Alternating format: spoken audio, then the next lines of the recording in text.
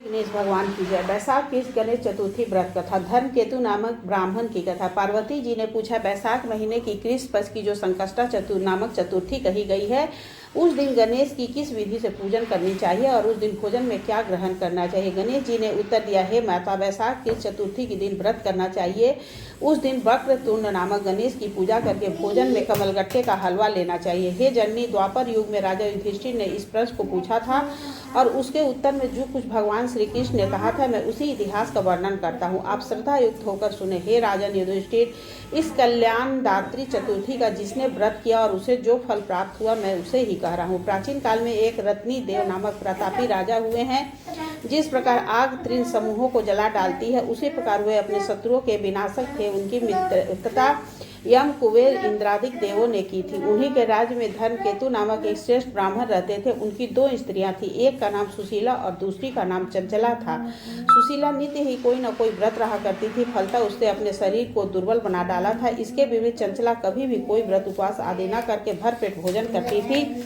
इधर सुशीला को सुंदर लक्षणों वाली एक कन्या हुई और उधर चंचला को पुत्र रथ की प्राप्ति हुई। यह देखकर चंचला बारंबार सुशीला को ताना देने लगी, अरे सुशीला, तूने इतना व्रत उपवास करके शरीर को जर्जर बना डाला, फिर भी एक तिरस्कार कन्या को जन्म दिया। मुझे देख, मैं कभी व्रत आदि के चक्कर में न पड़कर हष्ट पुष्ट बनी हुई हूँ और वैसे ही बालक को भी उत्पन्न किया है। अपनी सौत का व्यंग बाण सुशीला के हृदय में चुभने लगा। वह पतिव्रता विधिवत गणेश जी की उपासना करने लगी। जब सुशीला ने भक्ति भाव से संकटनाशक गणेश चतुर्थी का व्रत किया तो रात्रि में वरदायक गणेश जी ने उसे दर्शन दिया। श्री गणेश जी ने कहा, हे सुशीले, तेरी आराधना से हम अत्यधिक संतुष्ट हैं। मैं तुम्हें वरदान दे रहा हूँ कि तेरी कन्या के मुख से निरंतर मोती और मूंगा प्रवाहित होते रहेंगे।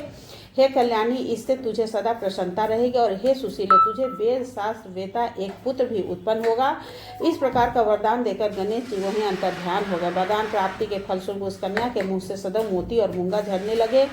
कुछ दिनों के बाद सुशीला को एक पुत्र उत्पन्न हुआ और तदंतर धर्मकेतु स्वर्गगामी हो गया। उसकी मृत्यु के अनंतर चंचला घर का सारा धन लेकर दूसरे घर में जाकर रहने लगी, परंतु सुशीला पति गृह में रहकर ही पुत्र और पुत्री का पालन पोषण करने लगी। उस कन्या के मुंह से मोती मूंगा गिरने के फलस्वरूप सुशीला के पास अल्प समय में ही बहुत सा धन एकत्रित हो गया। इस कारण चंचला उससे ईर्ष्या करने लगी। एक दिन हत्या करने के उद्देश्य से चंचला ने सुशीला की कन्या को कुएं में ढकेल दिया। उस कुएं में गणेश जी ने उनकी रक्षा की और वह बालिका सकुशल अपनी माता के पास लौट आई। उस बालिका को जीवित देखकर चंचला का मन उद्विग्न हो गया। वो सोचने लगी कि जिसकी रक्षा ईश्वर करता है, उसे कौन मार सकता है। इधर सुशीला अपनी पुत्री को पुनः प्राप्त कर प्रसन्न हो गई। पुत्री को छाती से लगाकर उसने कहा, श्री गणेश जी ने मुझे पुनर्जीवन दिया है। अनाथों के नाथ गणेश जी ही हैं। चंचला आकर उनके पैरों में नतमस्तक हुई। इसे देखकर सुशीला के आश्चर्य का ठिकाना न रहा। चंचला हाथ जोड़कर कहने लगी, हे बहन सुशीले, मैं बहुत ही पापिनी और दुष्टा हूँ। आप मेरे अपराधों को क्षमा कीजिए। आप दयावती हैं। आपके दोनों कुलों का उद्धार कर दिया। जिसका रक्षक देवता होता है, उसका मानव क्या बिगाड़ सकता है।